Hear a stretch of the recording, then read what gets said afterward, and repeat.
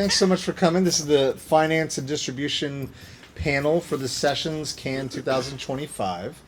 And what's going to happen here is we have a lot, this is super cool. We have a lot of different backgrounds and experiences, and I'm going to have them speak about that in a moment.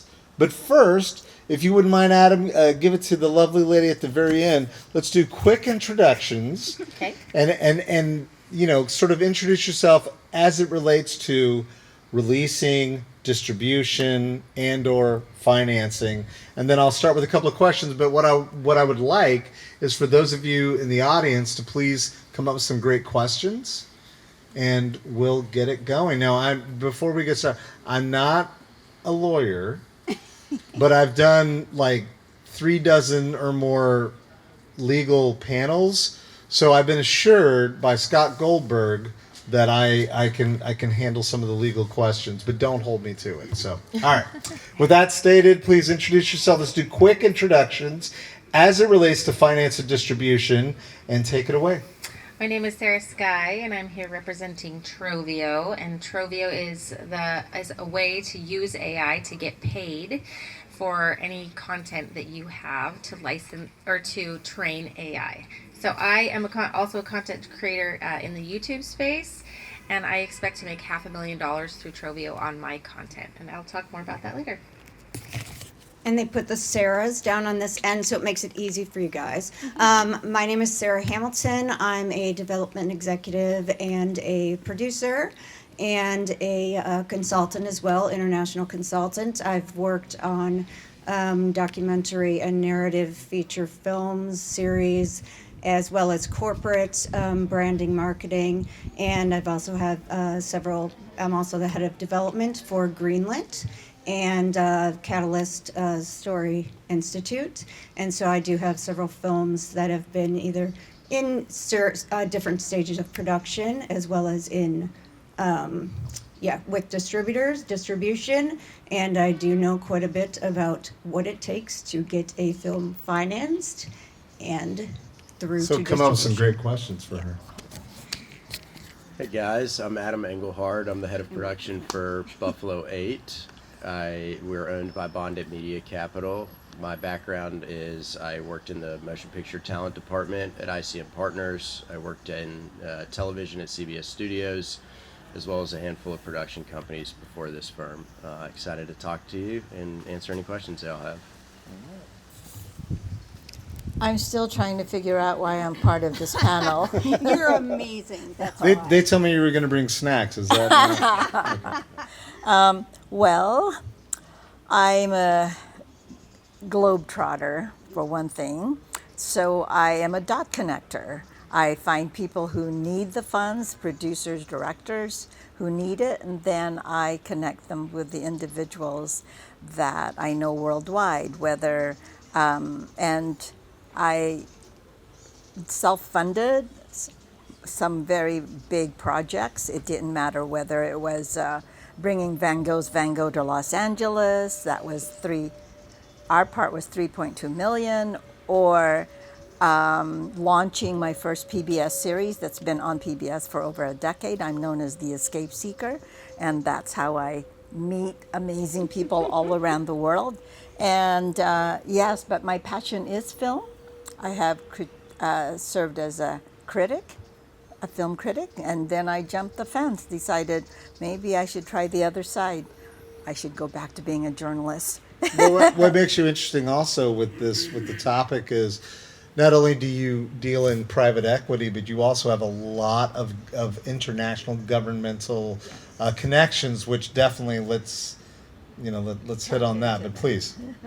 Yes, it helps to know prime ministers here and there. Give her the mic. Let her say that again. We're recording it. There's a microphone on that. But please say that again. It does help to move things along, especially when you're producing in very foreign, distant countries, to have the support of government entities. Yes. Can I add one thing to that? Sure. Don't tell all my secrets. I won't. Here's another. It also helps if you know and work with your film offices and your film commissions around the world. That's one of the reasons that I went through the Association of Film Commissioners International, and I got a commissioner certification through them in 2022. So it was to better understand and have a very good depth of knowledge about tax incentives, tax credits around the world, and to get those connections and work hand in hand with all of the film commissioners and film officers around the world. Because knowing those and having those global connections and being able to work with those people is instrumental for me as a consultant and as an executive producer. So I can now work with all of my clients and all of my film, any filmmakers around the world. Excellent. And last but not least, Hello, my name is Lee Thongkam. I'm a director, producers from Thailand, but I grew up in Orlando, Florida. So I have a distribution company in Thailand where release like 5 to 10 films per year. And I'm also a sales agent in the Thai booth. And that's basically it. no, Yeah, that's it. plenty. It. Yeah. And here's our last guest, Jeffrey Travis. So while he's getting settled, I first met Jeffrey when he was directing a film, and I was a producer on it, years ago. And we had domestic and international theatrical distribution, and that was a lot of fun. But that's not why you're here. You're here because you're working on very exciting stuff. So please introduce yourself. Please mention your chair and also maybe some of the other the things that are most recent. Sure, yeah, thank you. My name is Jeffrey Travis. Like Dave was saying, we worked on a film many years ago, but I'm currently working mostly in virtual reality and immersive experiences these days. I have a company called Positron, and we make motion VR chairs specifically for VR cinemas. So it's a worldwide distribution network where we produce virtual reality films and then we exhibit them on these motion platforms that have haptics and then scent, install these into museums, theaters, and immersive centers. So we're trying to build a bit like the format IMAX had for large screen is what we're doing for VR.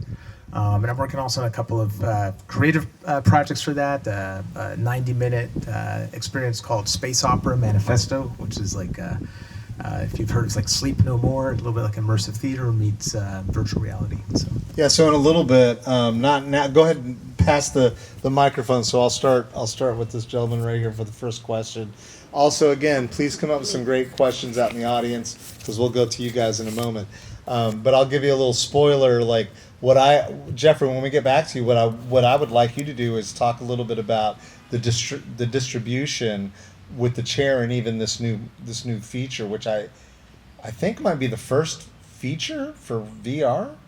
For that long, yeah. Yeah, for that long, yeah. So, all right. So the first, basically everyone's going to have a different answer, but starting with you. So the first thing is, you're working in the Thai market. You've worked on multiple projects. The topic is finance and distribution. First, talk about distribution versus financing. Like chicken before the egg before the chicken. Like, do you lock down your distribution and then go get financing, or do you raise the money first and then convince distribution that you're worthy of, having your film out there? What's your process? And describe the market as well. Okay. Well, I've been through both doors. So I found the finance first, and then make the movie, and then distribute. And also I did the opposite: find distribution and make the movie, find the finance after that. It's called pre-sale. But mainly now that I own a distribution company in Thailand, I'm be able to release the movie freely in the cinema. So I just find the finance, and then they approve because you get distribution. And for the pre-sale, I have a booth in Thailand, so we pre-sell the movie through there. Mm-hmm. And I became the first Thai director to do the Thailand original Netflix film. So with that first feature film that I did for Netflix, after that they opened the door for me to go straight to Netflix for streaming. So That's great. Yeah. Yeah. So he's got Netflix as an output. Now with you, I really am intrigued by it. Like obviously, private equity, and you know secure that for projects. If you could, in your answer, how do you get a project finance forward / distributed? How do you get that? How do you begin that process with your confluence of both private equity and also, governmental, political connections and that kind of thing? Well, A little you know, closer. A little yeah, okay. I've really been blessed because my roots, as a journalist, I believed in using 30% of my overall activity during the year towards philanthropic humanitarian efforts. And if you are engaged in humanitarian, like, care relief organization, Make-A-Wish, different things, you meet people who are usually at the top of their game in corporations. So one of the things, especially for the young people, sometimes you want to go straight to someone who you think, oh, the banker will help this. But relationships, establishing those genuine relationships with people who are making a difference in the world and building that trust. When I've had to raise money for care even, the trust that was built between the people that I climbed Mount Kilimanjaro with so we could raise money for relief organizations, their relief efforts or projects throughout East Africa. It was incredible and you bond when you engage in these things. So I'm all about being like honest, like being transparent and building those friendships. And once you do, you can go, hey, Dan, this project needs $200,000. That's lunch money for you guys, right? And they're just like, oh, no. Sometimes they'll stop answering your call if you're only asking. So you have to be a giver as well. But so that's, my whole life is a connection of either through my children. I bore 6 children who are incredible people now. I did 4 kids, and I thought I was impressive. You look good for 4. And they gifted me 20 grandchildren. And so I'm working really hard to make the world a better place. And if that means, if you have a project, Lee has these incredible projects that not only entertain, but really Or about something. Yeah. Or connecting cultures, helping you understand other cultures. So I'm all about that at the end of the day with my work at the UN. I really just want peace for our future generations. So if you've got, an opportunity to bank a film that's going to make a difference, then I love what you do, Adam. So I don't even know if that answers my question. Absolutely. No, I think it's a great answer. I mean, the relationships are so important, which is why coming to these film festivals, truly pay dividends. I would say to answer the original question, it's twofold, right? As on the finance side of our business, we're debt financing films that have already been pre-sold, or a distributor has put up a minimum guarantee, which is effectively a promise to buy a film for a certain price once the filmmaker delivers that movie. And so in those instances, distribution is already lined up. But it's important to understand that there's a cap, right? When you pre-sell a movie or you go through an MG or do a negative pickup, the distributor is really going to go and take all of the wins of that because they are effectively taking the risk. On the other side, on our Buffalo 8 side, a lot of the films that we'll make, they don't have distribution lined up. And a good example is we just finished a film last week. It's called Dog Years. We shot it in Chicago. And that filmmaker had a great cast in place. They had a really great vision for their film, but it was a drama. And dramas are very hard to sell in this marketplace, which is already very soft. And a lot of it is because it's not internationally viable as a genre. It doesn't cross over as much. But we had that filmmaker meet with Netflix and meet with Apple and meet with a handful of distributors during the filming process. So now we know that we have fans of that movie going into trying to sell it versus going in to try and sell it blind. And so it's important to, even if you don't have distribution lined up, once you're funded and you say, listen, we don't need anything from you right now. We're funded. We're going to go into production, but we want to meet with you because creatively we want to be ensured that you're going to come to our screening when we go to a South by or a Sundance, or hopefully one day could take a film to Cannes. Wait, before we move on, because I believe that there will be people afterward on the website who are going to go back and be like, oh, you mentioned debt financing. I always hear about debt financing. Would you mind just giving a brief tutorial on debt financing and what that actually means practically to filmmakers? So I'm our head of production on the Buffalo 8 side, so I can't speak as well, but I can give you guys my 2 cents, which to break it down, it's a loan. It's a loan against a secured media asset. So we're taking a conservative risk, understanding what's involved production risk-wise to deliver a film. And so when you're debt financing a film, it's a little like taking a mortgage out on your home. Instead of the house being the collateral for the bank, the minimum guarantee or the pre-sales is the collateral. And so the risk that we're taking is that the filmmaker doesn't bring the film to fruition or doesn't finish it on time. And you can see that with movies that fall apart or get turned around. But it's effectively a secured position against an asset. And instead of it being a home, it's the guarantee from the studio to buy it for a certain price. Awesome. Thank you.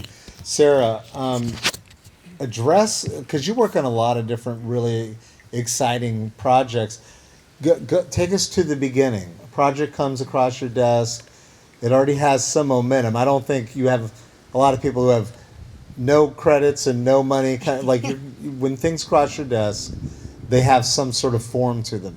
What do you need to see in order to get involved with the project? You could talk about artistic, but also because I think this panel is more practical, finance, distribution, that balance. Talk about that. When a project crosses your desk, what triggers you to get involved with it?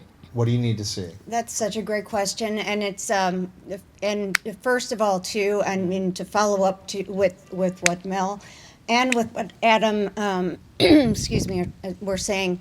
Relationships are so incredibly key, and that, do have relationships with these guys and with you as well, which is why, again, film festivals are so critical. But also it is, number one, does the project do good?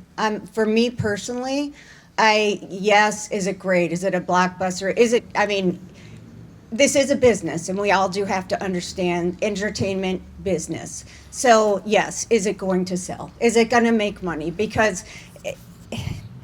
But also, is it going to do something? Because as filmmakers, we do have not just the opportunity, but truly we have the responsibility to change lives and change hearts and change minds. And we have so many opportunities now through social impact filmmaking. And we also have opportunities now through funding, through so many grants, through fiscal sponsorship, through so much that we can do.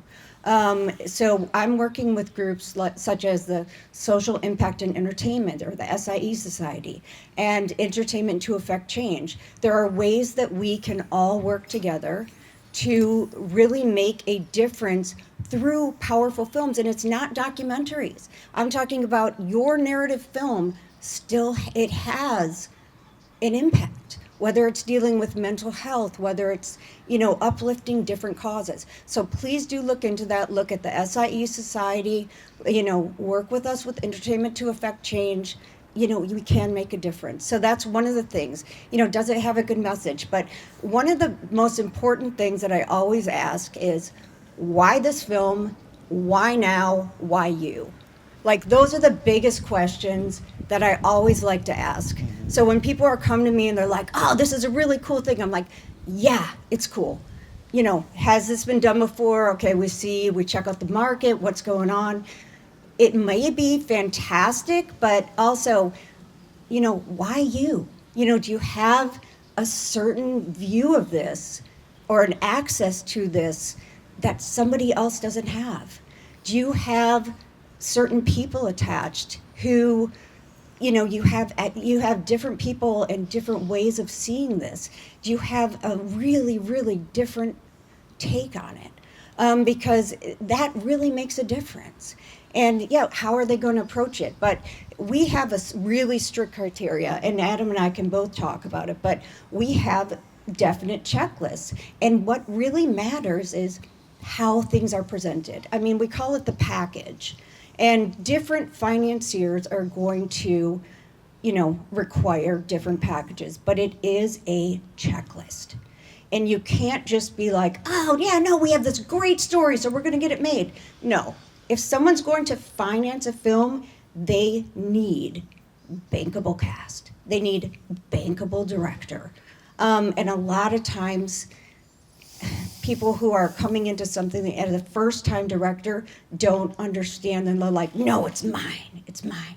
And it's like, okay, go make a short film first, go around to festivals, get your name out there, get some meat behind yourself, get yourself known, get some awards, get some credentials, then come back. And then you're gonna have that momentum behind you, you're gonna be able to do that. But through distribution, you're going to have this criteria. You're going to have, it's a business. You're going to have an LLC. You're going to have to go through legal channels. You're going to have, get your insurance. You're going to have all of the checks that you need to have in order to make sure that you are doing this as a business. Yeah, and just to follow up on that, for the questions out there, not that you have to ask this, but if you wanted to understand what the financial waterfall looks like or things like that, we've got plenty of people up here that can talk about that. All right, so go ahead. One last word, and then we'll move to the which I wanted to say. Through Greenlit, which is getgreenlit.xyz, we have the full thing. So when you want to do a full package and you want it to be presented very well to your financial people, to investors, to everything, you want to make sure that you're not just saying something, you want to present it well. And you need to have all your contracts, you need to have your chain of title, you need to have everything. You need to make sure that you are presenting yourself as a business person, not just a creative. Good. Sara, you have 18 million followers. Could you please unpack that and talk about how your focus on how your content gets out there to millions of viewers and what that looks like in your financial model? Sure. So I'm a YouTuber, not a filmmaker, but we make our own little mini short films inside of our YouTube channel. So, so I mean, I guess for those of you that want to distribute yourselves, like, YouTube is a great place to land your content and also to earn a great dime. So getting into YouTube is kind of the way to the big question, like how do you get yourself there and then actually turn the dime? And there are a lot of tricks. I could talk for a couple hours on that, but essentially one of the easier ways is to find a collaborator, find somebody else that's doing something similar to what you're doing, and do a collaboration so that you're sending your end card on YouTube to them and they're sending their end card on YouTube to you, and then the algorithm knows to share your audiences, and that will help grow your content on that platform. And another way, just because I am here representing Troveo, Troveo is another way to just find some money in a really safe way. And Troveo, what they do is they're an AI company that connects filmmakers to big tech. So big tech needs content to train their AI. They need video content. They were caught data scraping the internet, got in a lot of trouble, and they need an ethical path. So they go through Troveo and connect with filmmakers. And you still keep name, likeness, and image. You retain 100% ownership, and then you just allow big tech like Amazon, Microsoft, Meta, you name it, to use your content at $1 to $2 a minute, not just your finished content, your raw content.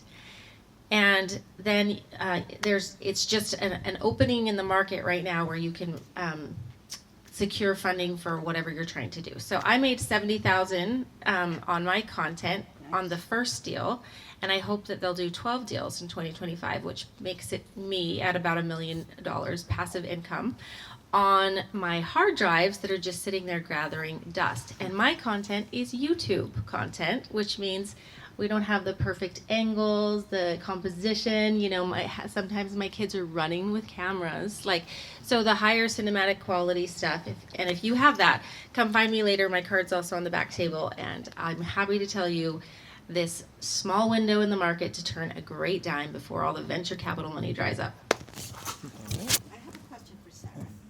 Oh, here we go. Here, Yeah. use this. Sarah, so you're saying it's basically like you give raw footage, so let's say that. Yes. So it's like the way photographers have stills that it's stock footage and people grab that. You give the access to. Yeah, so Troveo is collects content from filmmakers, animators, YouTubers, anyone who has video content. And then the big tech companies secure through Troveo the license to use that content to train their robots. And think about robots as baby humans. Like, they need millions and millions of To hours feed their to intellect, identify this is a black cat, this is a tuxedo cat. I got it. Or what does hair look like blowing in the wind? What is a skateboard trick from, you know, a bird's eye versus, you know, all the different angles. Think about the millions and millions and millions of visual, you know. So Troveo adds metadata to the content and then feeds it to the system, and $1 to $2 a minute on your raw content becomes very interesting if you have films that are, you know, shot hundreds of hours. Very cool to hear about Yeah. that. Troveo. All right. So, I'll have to check my hard drives. yeah. So, Jeffrey, regarding both, maybe start with the VR chair, the Positron chair, but then also talk about what does it look like for this project, this feature? What does distribution look like for that? Sure, yeah. So distribution for VR is kind of still a very evolving thing, as you can imagine. That's very, very fragmented. The market's been trying to figure that out for many years. So if you're a creator and a filmmaker and you make a short VR film, it's like, well, other than showing it at festivals, like Cannes here has had for a few years now an XR or VR section, Sundance, South by Southwest, they all have those. If you're not there and get a ticket and get that slot, your chances are, you know, very few people are ever going to see that piece of content. Sometimes if the content is funded by Apple or Meta for their headsets, you know, they'll naturally have it on those headsets. But even then, if someone has that at home, they're not easy to find, right? They tend to be, especially for Meta headsets, more about games than films. So the real opportunity, I mean, broad strokes, the number one thing to know is if you're making VR, the opportunity for distribution and for making money is not on people having those headsets at home. It's in what we call location-based entertainment, LB, kind of the equivalent of theatrical distribution for traditional film. So this could be like a museum, a cinema, a theme park. This is where people will pay $20 or You have to sometimes go more. somewhere. You have to go somewhere, and you're getting to watch that content of your headset, but often it's in a curated environment. In the case of my company, Positron, we provide these motion chairs that add extra sensory experiences with feeling like you're flying through the scenes or scent. And so that's you know, people where people can naturally access this content. And there's a lot of analogies to kind of the, you know, theatrical distribution for films, which of course many years ago used to be the main source of revenue for a film. And that's kind of where we are with VR today, right? There's very little revenue for home, really good opportunities. You can make millions and millions of dollars in location-based entertainment if you know where to take your content in VR. And Positron, we have tried to create like essentially a format that's I like to call it the IMAX of VR. So It looks like has anybody out there ever been in one of these chairs, the Positron chair? It's like a giant egg, and it moves you around. And yeah, it moves you. It's meant to actually alleviate motion sickness, because about 20% of people will get motion sick in VR. Yeah, and so we had neuroscientists work on the design with me of the chair to ensure that we're doing it in such a way that it actually triggers certain responses with your proprioceptors to not have motion sickness. It's not like foolproof. Sometimes it depends on the content, but we say 99.8% of people will not get motion sick in the positron chair. Yeah, we'll have it. We need some test subjects. So what's interesting though is that this move towards figuring out how to distribute VR is starting to get a little more formal. This is the very first year at Cannes that they have a whole immersive competition. It's never been like officially part of the festival. It's been kind of buried in the marche in a dark corner of the basement there, and only if you know about VR you know where to find it. Now it's highlighted everywhere, and this is why I'm so late. I was trying to get over from a boat, a yacht, where they're having, it's called Art Explorer. It's a traveling museum on a boat that is hosting a meeting between curators of museums all around the world. And museums are not the only location-based entertainment venue, but they are the primary one these days for VR.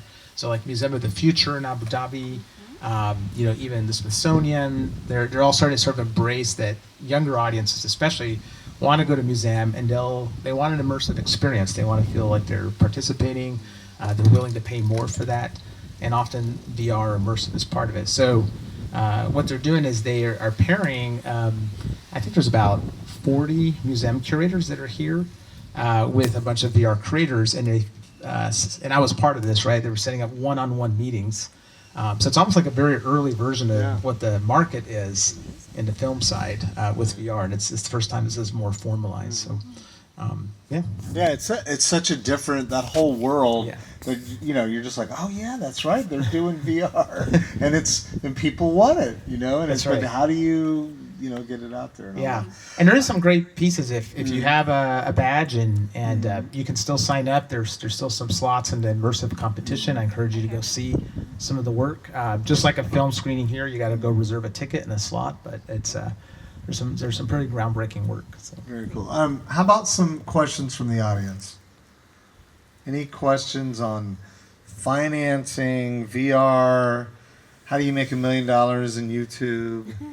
Okay. Yeah. There's one. So yeah, I'm looking at doing my debut feature at the moment, and I'm like learning as much as I can about like the distribution and sales before I actually go into production. And yeah, it's interesting because when you're looking at funding, a lot of times it's like, oh, we want to know the message of your story, and then coming here, it's like distributors are like, I don't care about the message of your story. I need to know how to sell it. So now it's blending those two together. But as so it's going to be a micro feature, first-time film director. What are the things that we can do where you don't have big stars, you don't have like a big name necessarily? What are the kind of things that you're looking for, and any advice on? Yeah. So I think the question is, for a first-time filmmaker or newer filmmaker, and you're making a smaller feature, what are the things that filmmaker can do in order to attract the attention of distributors or financiers? Is that it? Yeah. Okay. Anybody Yeah, want to? well, yeah, I think Adam and I can definitely tackle that, but we work a lot of times with first-time filmmakers, and number one, don't be discouraged. It's phenomenal. There are so many different ways you can do it. Number one, depending on, I know a lot of people will say, oh, we don't care about the script. Listen, it has to be a good script. I mean, it has to be a good script. You have to have amazing actors. It doesn't matter even if you can't get A-listers, make sure you're trying to attract the top people you can, and make sure the acting is going to be really good.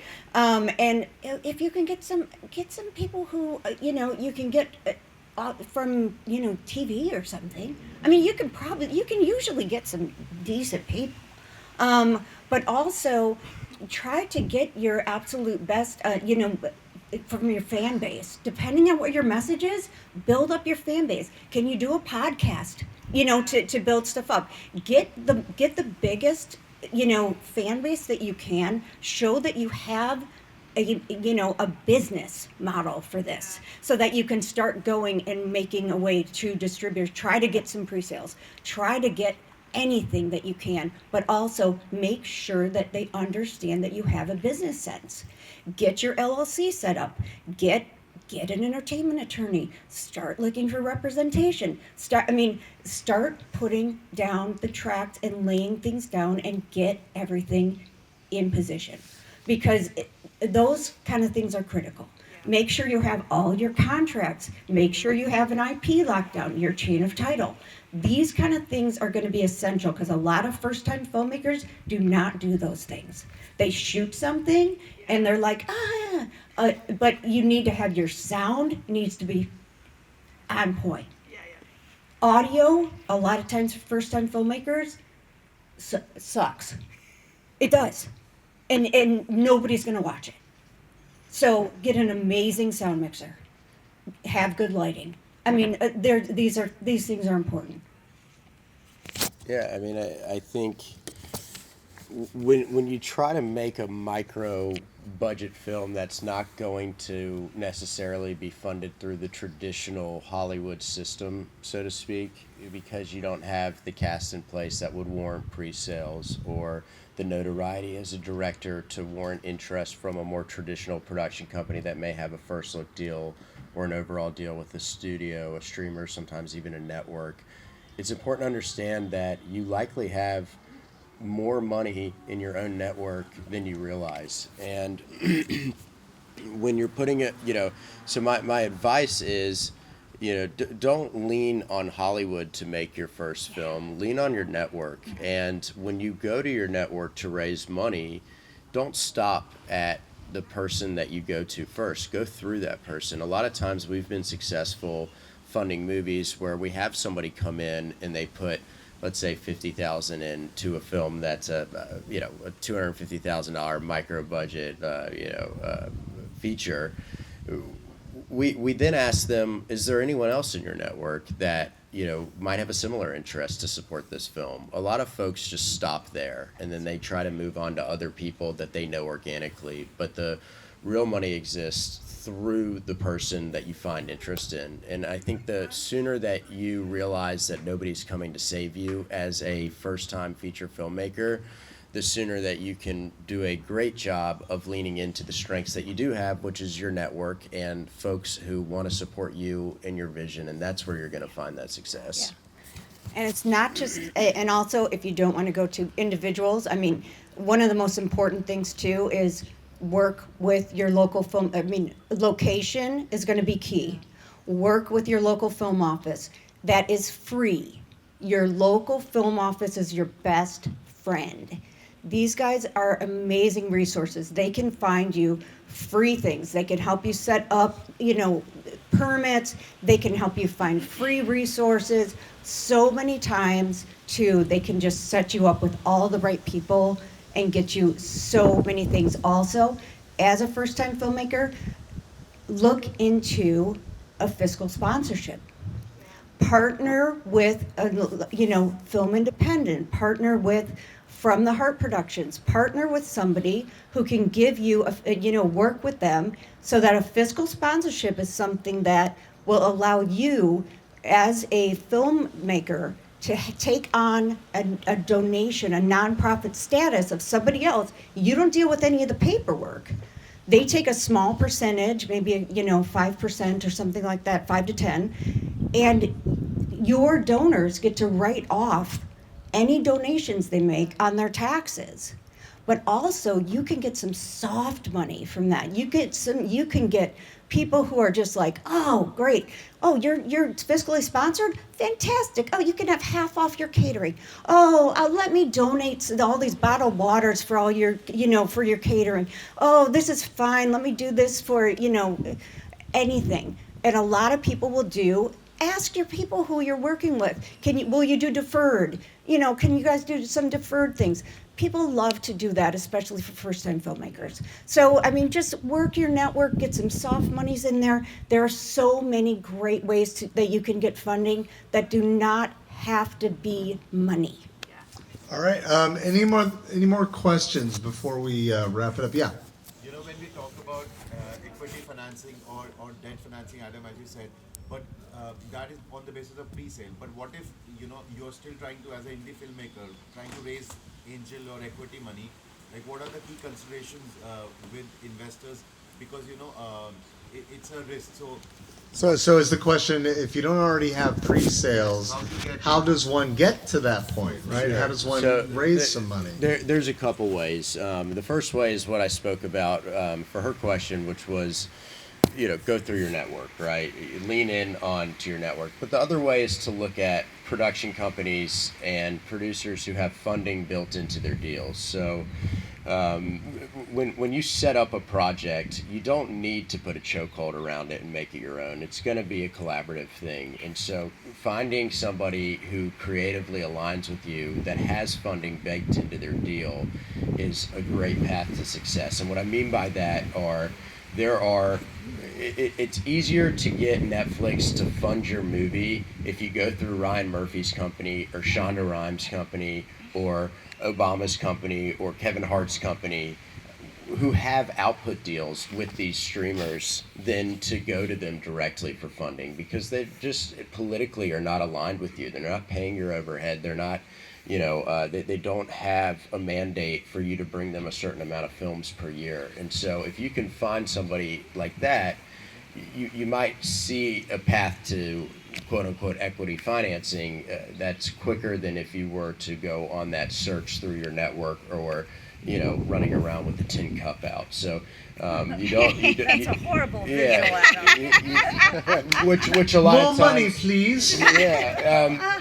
I will But sing but and that's dance. that's the way I would do it. Is I would they put out something every year. It's called Facts on Packs, and it's information on all the pods. So producers who have deals with studios, look through that, familiarize yourself with who those producers are, who those companies are, find a creative alignment with them, and if your project is good and well structured, and most importantly, make sure you have all of the legal rights around it, then there's a deal to be had and a co-production to be made.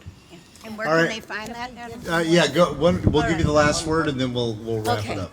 Yeah, because I need to run to the palais.